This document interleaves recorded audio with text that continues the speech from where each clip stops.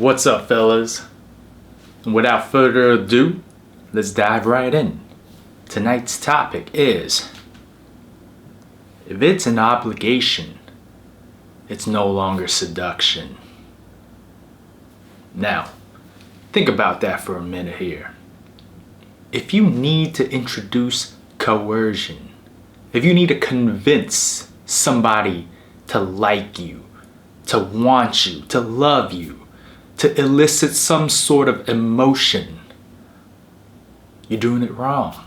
It ain't gonna happen.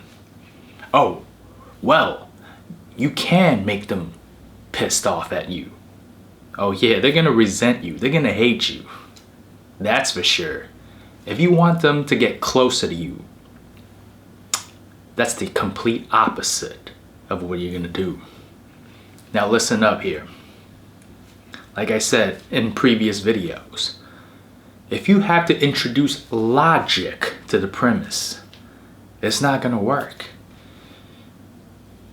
And the same goes with coercion. If you need to pester somebody, what's that gonna make them feel like? Hey, don't forget to clean the dishes, take out the garbage, do the chores. You're getting nagged, and nobody likes being nagged.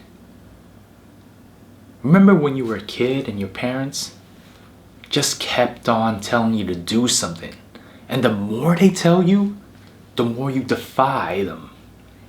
You just don't feel like it. Hell, even in adulthood, people on the street, somebody, your boss,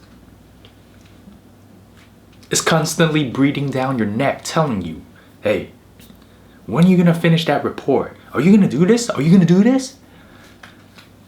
And I know in your head, you're just going, man, shut up. It's super annoying. And you want nothing to do with them. As soon as work ends, the day wraps up, 5 o'clock comes in. You bounce. It's over. You want not to spare a second more with this person.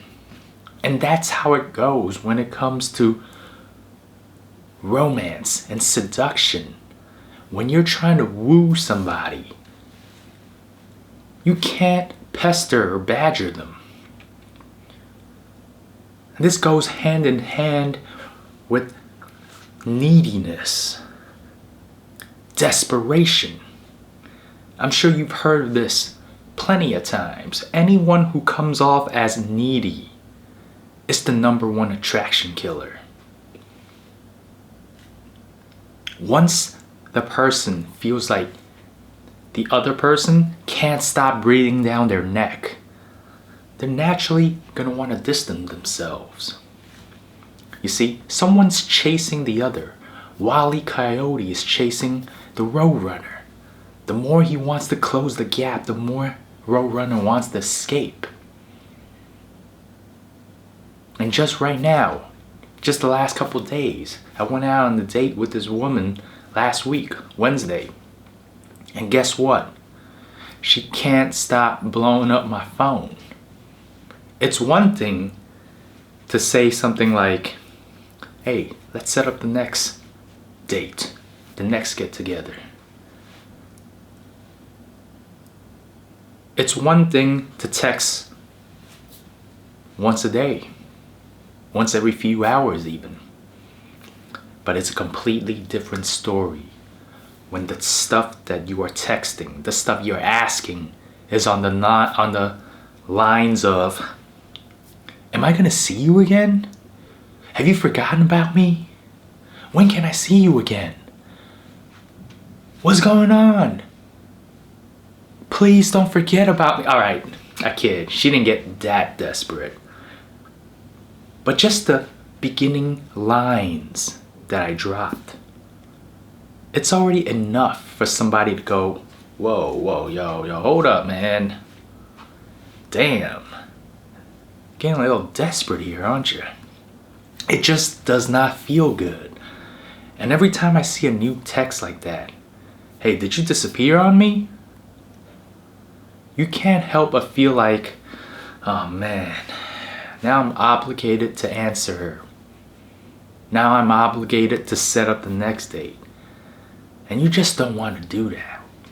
When it comes to seduction, when it comes to romance, it goes hand in hand with playfulness. People want to feel good. A romantic vibe equates to a fun, playful atmosphere, lightheartedness, relaxed, calmness. That's how you elicit emotions of arousal, of happiness, all the good feelings that are conducive to y'all both ending up in some bedroom action. Goes hand in hand. Self-explanatory. It's the natural ending. But when you go against the grain, when you have to give people a different kind of emotion, one of fear, guilt. Oh yeah, guilt's a big part. When they try to guilt trip you and saying like, hey, didn't you say you were gonna do this? Hey, didn't you say you were gonna text me this? Set up the date for next week? How come you haven't picked up a spot yet? All these bad emotions, annoyance, you simply don't want to do so. See, if a woman talking like this is enough for a guy like me to go, nah man, I don't want to mess with this chick anymore. And mind you, during the date, it was great. She was really fun to be around. We were laughing nonstop. She was cute too, in shape, pretty. But unfortunately, this kind of attitude is like, whoa, what's going on? And you can't help but think of further red flags. What's underneath that iceberg? What could be hidden behind closed doors? If she's already this insecure, you haven't forgotten about me, have you? And then you extrapolate that. Fast forward to when you actually get together. What she's gonna do now? She's gonna constantly be asking you, hey, where are you? Hey, what's going on? Is she gonna enable GPS tracking on you? The rabbit hole goes deep. And trust me, you want nothing to do with that. You want to date a woman. You don't want to date a parole officer. Now listen to this one. Like I said, as a man, if I'm already getting turned off by a woman who allegedly, in a traditional sense, a woman wants a man's protection. They're naturally the weaker sex, right? So you would think when they're being insecure, they're going, oh, please protect me. You probably go, yeah, I got you. But there is a limit to that. Although we have basic biological instincts, we do have a limitation, a tolerance level to that. So flip that script around. Can you imagine how a woman will feel if a guy is insecure, who's needy, desperate? Best believe. Oh, she's gone. Consider yourself ghosted. Especially, like I said in my previous videos, when a woman has an infinite amount of opportunities to get with any guy they want, compared to you who has to put in the work. It's all too easy for them to ghost you and move on to the plethora of guys ready and waiting. So even the slightest remark that comes across as remotely insecure, pissed off, a slight twinge of anger, annoyance, oh, best believe they're out of there. You're never gonna hear from them again. And how do I know that? Well, I've committed the mistake in the past. You see, there was this woman I went out a couple of dates with. First 2 dates were great. 1 week after the other. Naturally, I want to set up a third one. But unfortunately, she was busy. 2-3 weeks later, kept in touch here and there. I didn't message her every day, maybe like once a week after that, so 3 more times. I mean, the last time I messaged her, it was to invite her to a park. She said it was great. She was looking forward to it. But then the day of, she texted me and said, oh, sorry. She was still doing work. Couldn't make it. Yeah, I'll let you know. Of course, any guy would be annoyed. Be disappointed. Be like, what the heck? How are you gonna cancel on me the day of? But I know not to sound pissed off, sound disappointed. Because that's really is not gonna get you anywhere. At the end of the day, if you guilt trip them, if you tell them, oh man, I set all this up, now I got nothing. Oh, you messed it up, you screwed it up. Of course, a more naive woman will go, oh, I'm so sorry, let me make it up to you. But in this day and age, you know, with the options a woman has, oh, best believe, they're gone. You just screwed up royally. You'll never hear from her again, which is exactly what happened.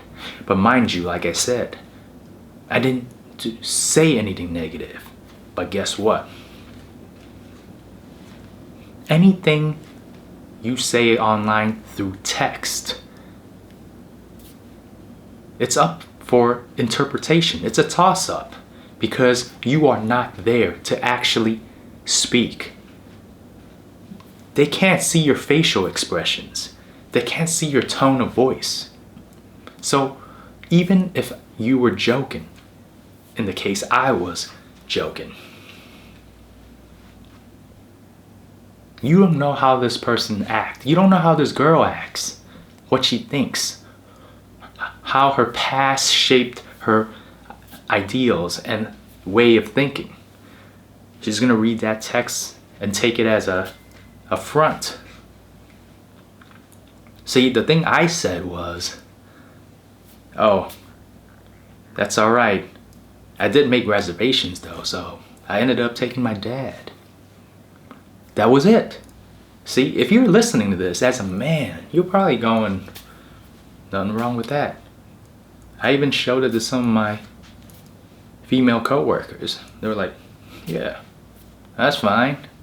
See, what I was trying to do was say something along the lines of, yeah, unfortunately, I did get reservations, so I had to take someone. I ended up taking my dad. And if she had responded, I would have gone further and said, well, it would have been better taking a beautiful young lady rather than an old man. You know, cracking a joke, something along those lines. At the end of the day, flirting requires two to tango. You need two to play tennis, hitting the ball back and forth. And the opposition is not flirting back. You're flirting with a wall. And unfortunately, communications ended right here. She never responded. Another week passed by. I asked her, hey, what's going on? Haven't heard from you. How about we go out? Nope. That's it. It's over. In this day and age, you cannot let anyone sense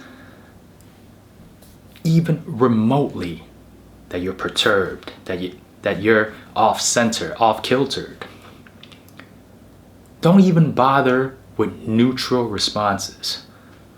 If you watch my video from yesterday, it's that latest girl that shut me down, tried to friend zone me, listening like, oh yeah, I didn't feel a romantic connection. I completely disregarded the logical talk. A normal guy would probably say something like, oh yeah, I'm sorry to hear that, but hey, one date isn't enough to really get to know someone. It's only been 2 hours. We should definitely go out again and see how it goes from there. Give me another shot, give me another chance. No, that's a big mistake. That's gonna guarantee you won't get that second date. And guess what I did? I completely ignored it. I just said something along the lines of, well, sure, but I'm just gonna let you know, I'm getting full custody of the kids. And guess what? Within minutes, she was right back to joking around with me, bantering with me, saying, hey, really? You're not even gonna try for co-parenting? And of course, you know how that goes. Nah.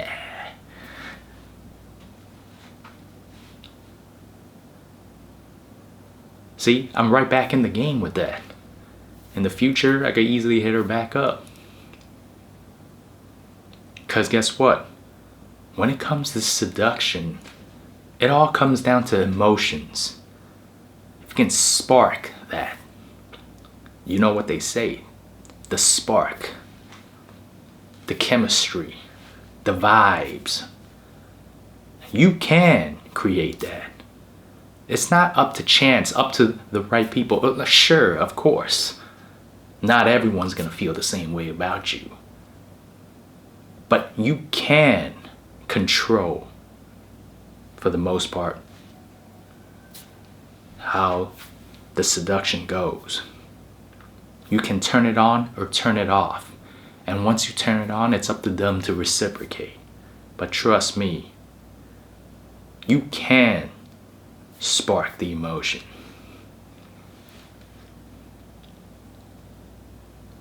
Just do not do any form of logic, coercion, guilt tripping, none of that crap. Keep it playful, keep it lighthearted. That's all. That's the only way to go. Anything else is a sinking ship. And that's all there is to it for tonight. I'm gonna catch y'all in the next video. Peace.